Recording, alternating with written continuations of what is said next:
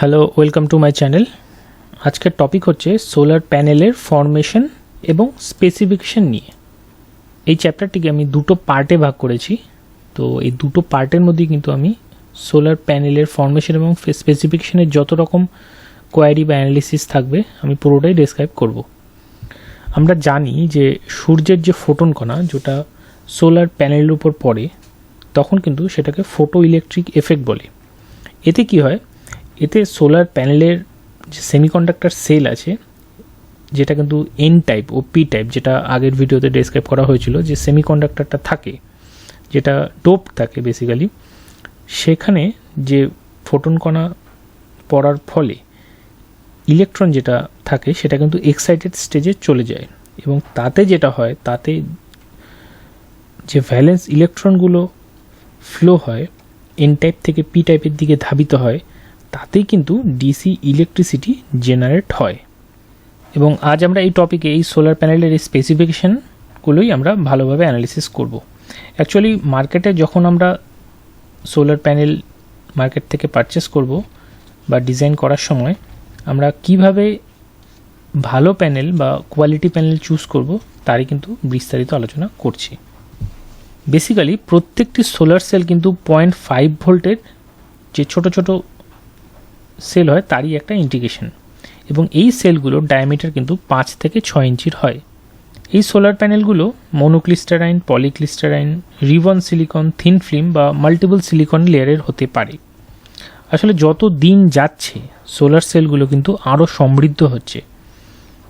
এখন কিন্তু খুব হাই কোয়ালিটি বা হাই এফিসিয়েন্সির কিন্তু সোলার প্যানেল ম্যানুফ্যাকচারিং হচ্ছে আমাদের ইন্ডিয়াতেই। সোলার প্যানেলগুলো সাধারণত 36 সেল থেকে 108 সেলের হয়ে থাকে, কিন্তু ইদানিং 120 সেল বা 144 সেলসেরও প্যানেল কিন্তু তৈরি হচ্ছে, যাদের ভোল্টেজ কিন্তু খুবই হাই হয়, যেটা কিন্তু মেঘলা ওয়েদারে খুব অল্প সানলাইটে কিন্তু অসাধারণ পারফরমেন্স দেয়। এই যে 0.5 যে সেলগুলো হয়, এই সেলগুলোকেই কিন্তু সিরিজে কানেক্ট করে আমরা 0.5 থেকে হাই ভোল্টেজে ব্যাপারটাকে নিয়ে যেতে পারি। এই সোলার সেলগুলোকে এভাবেই ম্যানুফ্যাকচারিং প্রসেসের মাধ্যমে আমরা কিন্তু সোলার মডিউল তৈরি করে থাকি। বেসিক্যালি সোলার মডিউল আর সোলার প্যানেলের আক্ষরিক অর্থ কিন্তু ওই একই। এবং এই সোলার মডিউলগুলো তৈরি করার সময় যে ল্যাবগুলোতে এইগুলো তৈরি হয় সেখানে কিন্তু খুব হাইজিন মেনটেন করা হয়। এবার ল্যাবে এই সোলার মডিউলগুলো যখন তৈরি হয় তার দুপাশে কিন্তু এনক্যাপসুলেট করা হয়।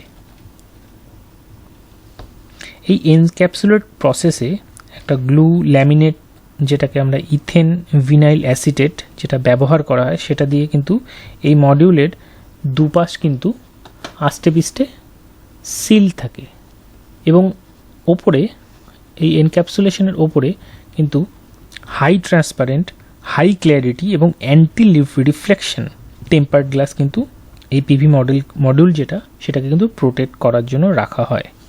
ডিজাইন অ্যাসপেক্টসে যেটা বলা হয় সেটা হচ্ছে, ঘন্টায় যদি 50 কিলোমিটার বেগে 1 ইঞ্চির যদি কোনো শিলাবৃষ্টি হয়ে থাকে তাও কিন্তু ওই প্যানেলগুলোর কোনো ক্ষতি হয় না। এবার এই টেম্পার্ড গ্লাসের ওপরে অ্যালুমিনিয়াম ফ্রেম দিয়ে আটকানো থাকে। প্যানেলের পেছনে যে ব্যাকশিট থাকে এবং তার পেছনে কিন্তু এই জাংশন বক্সটা থাকে, এবং এই জাংশন বক্সের মধ্যে কিন্তু পজিটিভ এবং নেগেটিভ টার্মিনালটা থাকে, যেটার থেকে ওয়্যার কানেক্ট থাকে, এবং ওয়্যারের যে এন্ডটা সেটা কিন্তু MC4 মেল এবং ফিমেল কানেক্টর দিয়ে সেটা আটকানো থাকে, যেটা এখানে দেখা যাচ্ছে।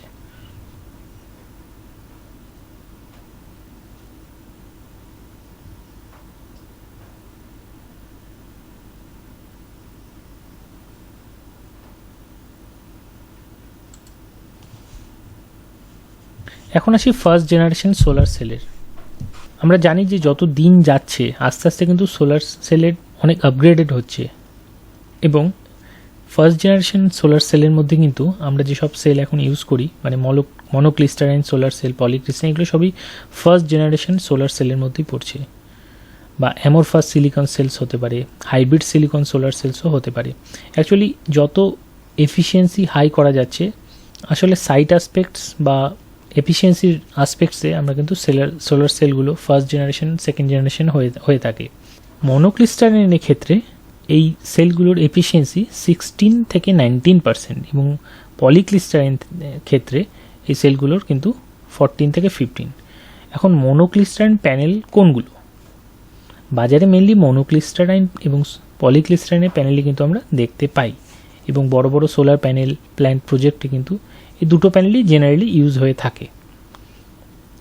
বিশেষ ক্ষেত্রে আমরা খুব হাই এফিসিয়েন্সি প্রিসিশনাল কোনো প্রজেক্টে আমরা হাইব্রিড সিলিকন সোলার সেলস বা অ্যামরফাস সিলিকন সেলস ইউজ করে থাকি। এবার মনোক্রিস্টালাইন সোলার প্যানেলগুলো অনেক সময় কালো রঙের হয় বা কালো রঙের দেখতে হয়, এবং এটা কেন হয়? কারণ এই সোলার সেলগুলো একই ক্রিস্টাল দিয়ে তৈরি হয়। মানে এই সোলার সেলগুলোর যে সোর্স, প্রত্যেকটা সোলার সেলসের উপাদান একই টাইপের সেলস, যেটা কিন্তু পলিক্রিস্টালাইনের ক্ষেত্রে আলাদা। এবার একই সোর্স থেকে যখন একই সোর্সের একই সোলার প্যানেল ইউজ করার জন্যই এটাকে আপাত দৃষ্টিতে একটু কালো মনে হয়। মানে একটা উদাহরণ দেওয়া যায়, এক ঝাঁক যদি কালো পাখি আকাশে ওড়ে তখন কিন্তু মনে হয় যে একটা কালোর স্রোত, আমাদের চোখ তখন সেটাকে আলাদা করে দেখতে পায় না, মনে হয় যে একটা কালো স্রোত বয়ে যাচ্ছে। সেই জন্য কিন্তু মনোক্রিস্টালাইন প্যানেলগুলোকে একটু কালো মনে হয়, কিন্তু পলিক্রিস্টালাইনগুলোর যে প্রত্যেকটা সোলার সেলের যে সোর্স সেটা কিন্তু আলাদা হতে পারে। থিন ফিল্ম যে মডিউল, এখানে কিন্তু পলিমার ফিল্ম ইউজ করা হয়, যেটা একটা প্লাস্টিক। মনোক্রিস্টালাইন বা পলিক্রিস্টালাইনের ক্ষেত্রে যেখানে আমরা টেম্পারড গ্লাস ইউজ করছি তার জায়গায় কিন্তু থিন ফিল্মের মডিউলগুলোতে পলিমার ফিল্ম প্লাস্টিক ইউজ করা হয়, এবং এই প্যানেলগুলো কিন্তু যে কোনো জায়গায় সেট হতে পারে। মানে যেই জায়গায় আমি এটাকে মাউন্ট করব সেই জায়গায় কিন্তু অনায়াসে সেট হয়ে যেতে পারে, যেটা পলিক্রিস্টালাইন বা মনোক্রিস্টালাইনের ক্ষেত্রে যেটা সম্ভব নয়। এটা সেকেন্ড জেনারেশনের সোলার সেল। এই সোলার প্যানেলগুলো যখন ম্যানুফ্যাকচারিং করা হয় তখন কিন্তু স্ট্যান্ডার্ড টেস্ট কন্ডিশনে এগুলোকে ম্যানুফ্যাকচারিং করা হয়। এবার স্ট্যান্ডার্ড টেস্ট কন্ডিশনটা কি? সেটা অবশ্যই ম্যানুফ্যাকচারিং করার সময় 25 ডিগ্রি সেলসিয়াস কিন্তু মেনটেন করা হয়, বা 77 ডিগ্রি ফারেনহাইট, এবং তার যে এয়ার মাস ইন্ডেক্স সেটা কিন্তু 1.5 হয়, এবং ইররেডিয়েন্স যেটা সেটা কিন্তু 1000 ওয়াট পার মিটার স্কোয়ার হতে হয়। এই প্রত্যেকটি প্যারামিটারই কিন্তু আমি পরে খুব ভালোভাবে ডেসক্রাইব করব। আপাতত স্ট্যান্ডার্ড টেস্ট কন্ডিশনে যে প্যারামিটারগুলো আছে সেটা হচ্ছে 25 ডিগ্রি সেলসিয়াস টেম্পারেচার হতে হবে, ইররেডিয়েন্স হতে হবে 1000 ওয়াট পার মিটার স্কোয়ার, এবং এয়ার মাস ইন্ডেক্স কিন্তু 1.5। প্রত্যেকটি প্যানেল যখন ম্যানুফ্যাকচারিং করা হয় এই ডেটাগুলো কিন্তু প্যানেলের পেছনে যে স্টিকারটা থাকে তার মধ্যে এটা কিন্তু মেনশন করা থাকে, এবং এটা কিন্তু অবশ্যই মেনশন করতে হবে প্যানেল ম্যানুফ্যাকচারারকে। এটা বেসিক্যালি একটা আইভি কার্ভ, মানে কারেন্ট ভার্সেস ভোল্টেজ কার্ভ, এবং পাওয়ার ভোল্টেজ কার্ভও বলা যেতে পারে। এখানে যে কার্ভটা দেখা যাচ্ছে এটা হচ্ছে পাওয়ার ভোল্টেজ কার্ভ। আমরা কি জানি? Power is equal to voltage into current. মানে পাওয়ার যদি 100 হয় সেক্ষেত্রে সেটা হবে ভোল্টেজ এবং কারেন্টের গুণফল, অর্থাৎ ভোল্টেজ যত বাড়বে কারেন্ট কিন্তু তত কমবে যদি পাওয়ার সেম রাখতে চাই।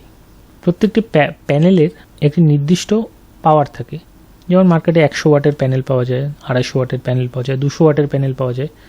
তো সেই পাওয়ারটাই কিন্তু আমরা পিম্যাক্স বা ম্যাক্সিমাম পাওয়ার হিসেবে বিবেচিত করি। এবার যে 4টি ডেটা আছে এই 4টি ডেটাই কিন্তু আমাদের ডিজাইন এবং প্যানেলের কোয়ালিটি বিচার করতে ইউজ হবে। 4টি কী? একটা হচ্ছে ভিএমপি, যেটাকে voltage maximum power, IMP maximum current, একটা ভিওসি যেটা ওপেন সার্কিট ভোল্টেজ বলছে, আর একটা আইএসসি যেটা শর্ট সার্কিট কারেন্ট বলছে। এই 4টি ডেটা দিয়ে কিন্তু আমরা প্যানেলের ডিজাইন করতে পারবো, এবং বড় বড় ডিজাইন করতে গেলে কিন্তু এই 4টি ডেটাই কিন্তু খুবই এসেনশিয়াল একটা ভূমিকা নেয়। ভিওসি মানে হচ্ছে ওপেন সার্কিট ভোল্টেজ। এখানে বলছে module can generate highest voltage. যখন এই মডিউলটার মধ্যে কোনো কারেন্ট ফ্লো হবে না, এই power is equal to voltage into current, এই ফর্মুলা থেকে আমরা বুঝতে পারছি ভোল্টেজ কখন সর্বোচ্চ হবে, যখন কারেন্ট একদম সর্বনিম্ন হবে বা কারেন্ট থাকবে না। সেই থিওরি থেকেই আমরা ভিওসিটা পাচ্ছি। এখানে যে লাল কার্ভটা আছে, যে এই পয়েন্টটা আছে, এই পয়েন্টটাকে আমরা ভিওসি বলছি। এখানে ভোল্টেজ কখন ম্যাক্সিমাম হবে, যখন কারেন্ট কিন্তু যখন 0 হবে। তেমনিভাবে আইএসসি যেটা হচ্ছে শর্ট সার্কিট কারেন্ট বলি, যে যখন প্যানেলে কোনো ভোল্টেজই থাকবে না তখন প্যানেলটি কিন্তু হাইয়েস্ট কারেন্ট জেনারেট হবে, যেটাকে আইএসসি বলছে বা শর্ট সার্কিট কারেন্ট বলছে। এই পয়েন্টটাকে আমরা আইএসসি বলছি। এখানে এই পয়েন্টটা থাকার মানে এখান থেকে যদি আমি লম্বভাবে সরলরেখাটা নিই তো এখানে পড়ছে, মানে কারেন্ট এখানে ভোল্টেজ এখানে 0। তেমনিভাবে একটা প্যানেল, যেটা আগেরবার বললাম স্ট্যান্ডার্ড টেম্পারেচার কন্ডিশন বা এসটিসিতে সব থেকে ম্যাক্সিমাম যে ভোল্টেজটা দিতে পারে সেটাই কিন্তু ভিএমপি, এবং একটা প্যানেল স্ট্যান্ডার্ড টেস্ট কন্ডিশনে যে ম্যাক্সিমাম কারেন্ট দিতে পারে সেটাই কিন্তু আইএমপি। বেসিক্যালি কোনো প্যানেলের যদি 200 ওয়াটেজ হয়, কোনো প্যানেলের স্পেসিফিকেশন যদি 200 ওয়াটেজ হয়, তো এই 200 ওয়াট মানেই কিন্তু ভিএমপি ইন্টু আইএমপি, মানে ভোল্টেজ ইন্টু কারেন্ট যদি গুণ করি তাহলে কিন্তু এই প্যানেলের পাওয়ার যেটা সেটা পাওয়া যাবে। ভিওসি এবং আইএসসিটা হচ্ছে প্যানেলের ক্ষেত্রে একটা ম্যাক্সিমাম, যেটাকে আইডিয়াল ধরা হয়। এটা দুটো স্টিকার আছে, একটা লুমিনাস সোলার প্যানেলের আর একটা জে সোলার প্যানেলের। জেনারেলি প্যানেলের পেছনে যে স্টিকারটা থাকে সেখানে কিন্তু এইভাবেই এই স্পেসিফিকেশনটা থাকে। এখানে দেখা যাচ্ছে ম্যাক্সিমাম পাওয়ার পি ম্যাক্স, যেটা 250 ওয়াট। যেটা একটু আগেই বললাম, প্যানেলের ক্ষেত্রে ম্যাক্সিমাম পাওয়ার মানেই কিন্তু maximum voltage into maximum power, অর্থাৎ ভিএমপি ইন্টু আইএমপি। এখানে ভিএমপি আছে 31.50 লুমিনাসের ক্ষেত্রে, আর আইএমপি যেটা মানে কারেন্ট অ্যাট ম্যাক্সিমাম পাওয়ার সেটা আছে 7.94 অ্যাম্পিয়ার। এবার এই দুটোকে গুণ করলে কিন্তু আমরা 250 ওয়াটেজ পাবো। এবং প্যানেলের যে ওপেন সার্কিট ভোল্টেজ এবং শর্ট সার্কিট কারেন্ট যেটা বললাম আর কি, এটা একটা আইডিয়াল ভ্যালু। এটা কিন্তু আমরা ফিল ফ্যাক্টর বের করতে, যেটা আমি পরের স্লাইডে বোঝাচ্ছি, আমরা ব্যবহার করতে পারি। এবং এই ডেটাগুলো অবশ্যই দরকার হয় যখন আমি বড় বড় ডিজাইন করব, তখন এই ডেটাগুলো কিন্তু অবশ্যই ইউজ হবে। বেসিক্যালি এই ডিজাইনের উপর ভিত্তি করেই কিন্তু ইনভার্টার কোম্পানিগুলো ইনভার্টার ম্যানুফ্যাকচারিং করে।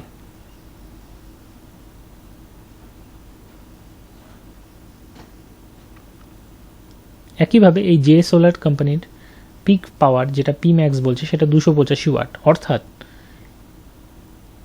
আইএমপি এবং ভিএমপি এখানে কত আছে, আইএমপি আছে 31.85 ভোল্ট এবং ভিএমপি আছে 31.85 এবং আইএমপি আছে 8.97, এবং তার মানে 31.85 ভোল্টেজ ইন্টু অ্যাম্পিয়ার মানে পাওয়ার।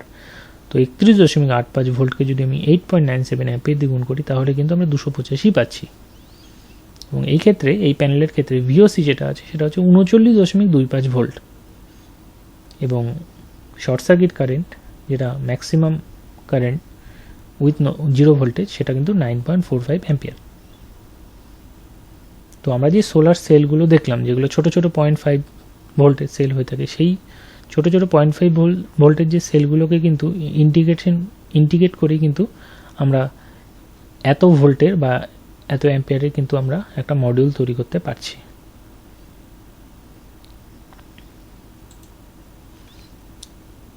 এবং এই ডেটা দিয়ে আমরা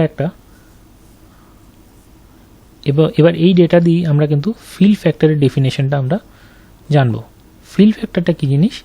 ফিল ফ্যাক্টর আর কিছুই না, fill factor as per formula, fill factor equal to P max divided by VOC into ISC within bracket.